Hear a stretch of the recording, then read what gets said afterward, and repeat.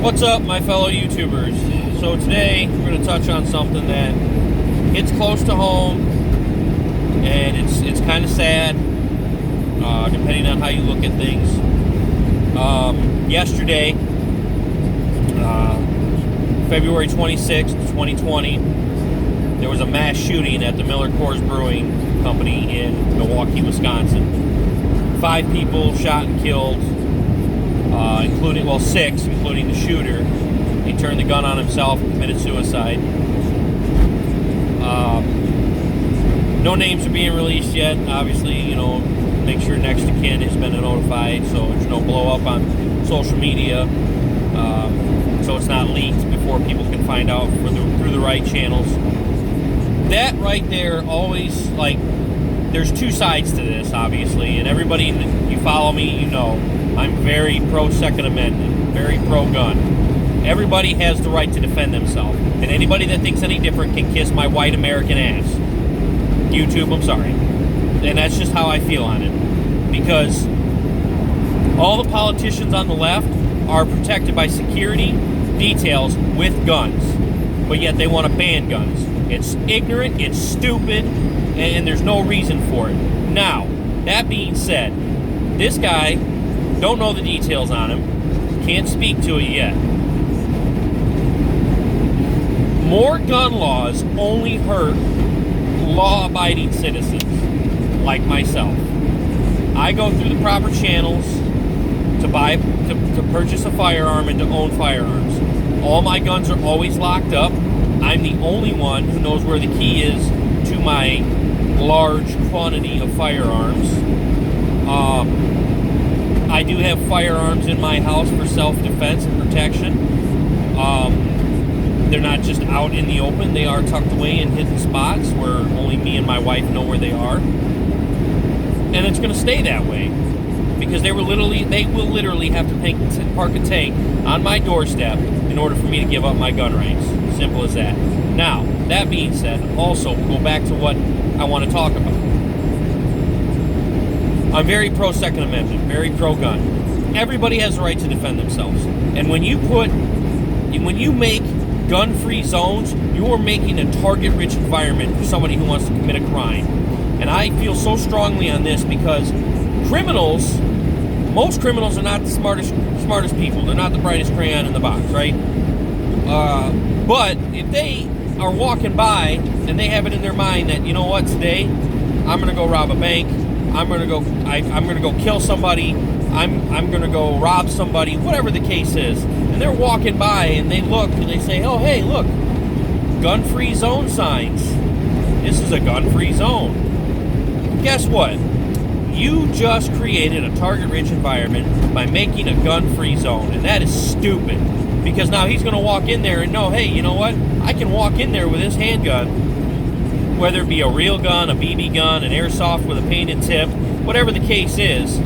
I can walk in there as a criminal with any kind of gun, fake or real, and I can rob the place because I know I'm not going to get shot at back. That's pretty simple, right? Gun-free zones are target-rich environments for criminals.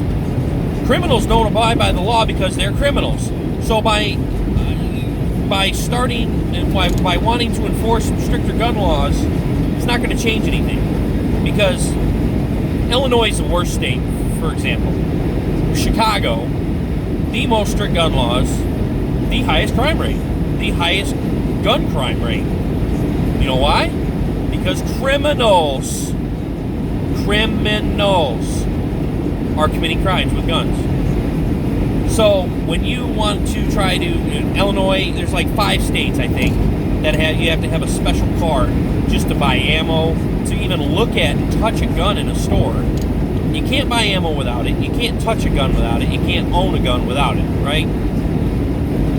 And it's almost, to me, senseless because you still, no matter what state you live in, okay, I live in Illinois, I work in Wisconsin, I work in Rockford, I work in Machesney Park, I work all over, right? And I can go to Wisconsin and I can purchase a gun, and I have to abide by Illinois' laws because I'm an Illinois resident. Fine. But I go through the same background check in Wisconsin, the same 72-hour cool-off period in Wisconsin that I do in Illinois. And it doesn't matter if I have to have a FOID card because my residence is in Illinois, right? And because of that, it's a 72-hour cool-off period or whatever. As long as I pass that background check, we're good. Doesn't matter. Kentucky, you can go down. I have family in Kentucky. That's why I'm using them as an example. Arkansas, I have family in Arkansas. Yeah, what the hell am I doing in Illinois, right? If I were a resident in Kentucky or Arkansas, I could go into a gun shop, pay for my gun, wait for the background check to come back, pass background check, and walk out of the store with that gun.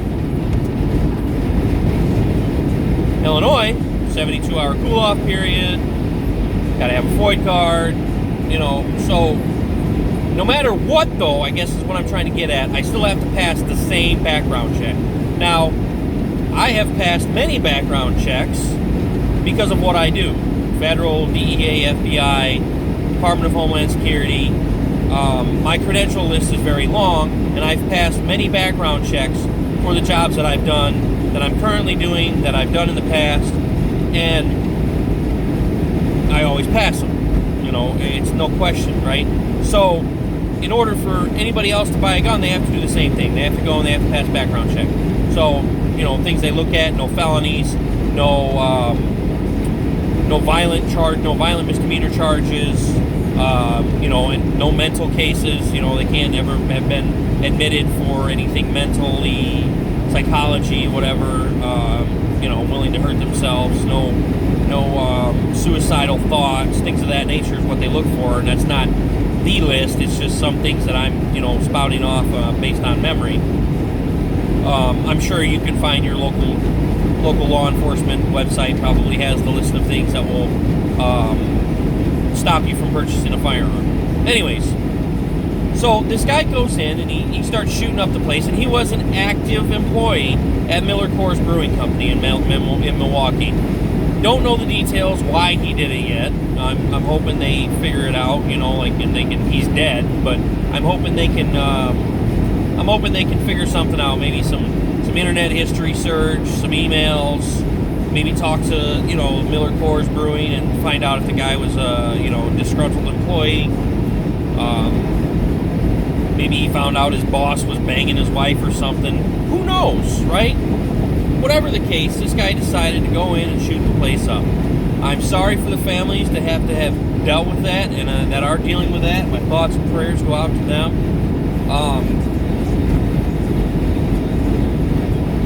It can happen anywhere. 2 months ago, there was a hostage situation at a bank in Rockford. The guy held the place up with a BB gun. The bank didn't have they didn't have an on-site police officer. They didn't have a security officer, security guard. They didn't have anything. And yes, security officers and security guards are two different things. I'm going to do a video on that later, at a later date, to kind of explain the differences between the two. And the guy held the place up with a BB gun. I mean, for Christ's sake, it doesn't take much knowledge to know the difference between a real gun and a BB gun. But regardless of the fact, some bad things happen. I'm not going to go into it. I'm actually friends with the guy that his wife was taken hostage and terrible things done. I'm not going to go into that. But anyways, that guy was, I don't even know how he was on the streets. He was like an 8-time felon. 8 felonies already against him. And he had open court cases. He was out on bond. I have no idea. The justice system must have been looking the other way or was paid off. I have no idea. It drives me nuts. Anyways, my point is that this can happen absolutely anywhere. This is why everybody needs to stay on their toes, stay vigilant, keep your head on a swivel, stay strapped or get clapped, right? You have to be vigilant. You have to stay on your toes all the time. Anything can happen at any time, anywhere. It could just be a random act of violence. This guy did work there. He was an active employee, but again, back to the gun-free zone thing. I mean, if you work somewhere, schools, libraries, federal buildings, I mean, that's a little bit different story because there are police officers, federal agents, whatever, walking around with firearms. But, I mean, it's just, there's others too, You always got to be watching your back.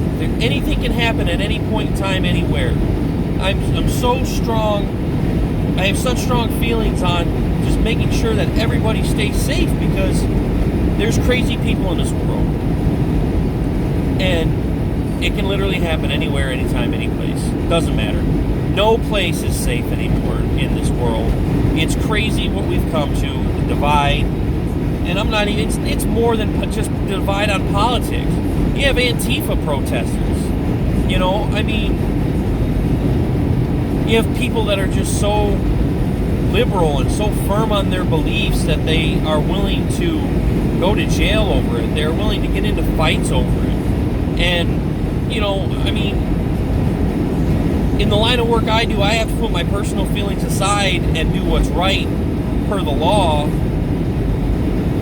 And sometimes I'm not going to lie, sometimes it's a little difficult because some people are stupid. Some people are sick. They don't understand that what they're doing is wrong.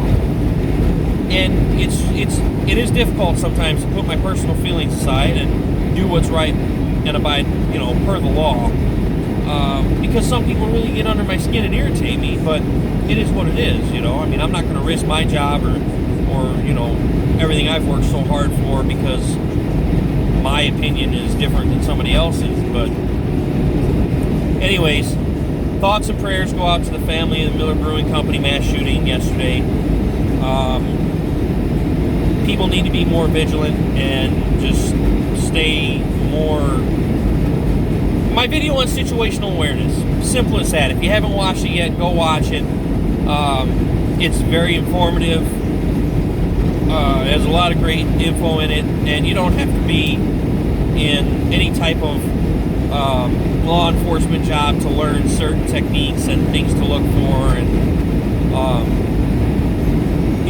profiling is another thing, and maybe I'll do a video on profiling. But it's just there's a lot of knowledge that people need to have that they don't, and I think it's very important that everybody just stays very aware of what's going on around them. Don't be so engrossed in your phone that you don't see somebody walk in with a gun. Don't be so engrossed in what you're doing that you don't pay attention to what's going on around you. Watch my video on situational awareness. It may or may not help you in a bad situation one day. If you own a firearm, carry it legally. Go and get your concealed carry permit. But be ready. But this is the one thing I can't stress enough. There are too many people that carry a weapon that when it comes down to it, they carry a weapon, but they're not ready to actually use it if they have to. It's fight or flight. It's me or them. And if you're going to carry a firearm, you need to be ready to use it, and you need to be ready for the consequences that follow. It's as simple as that. Not just a firearm, any weapon, because you can fight off people with any type of weapon, whether you carry a taser, baton. Firearms obviously are your best case scenario because nobody's going to hold a place up with a baton or a taser, but just be ready to use it if you're going to carry it. Coming up on 14 minutes. I don't like doing long videos. Watch my video on situational awareness. Thoughts and prayers go out to family, Miller Coors Brewing Company. The lives lost there. Stay strapped or get clapped. Be aware of your surroundings. I can't stress that enough. Have a great day, guys.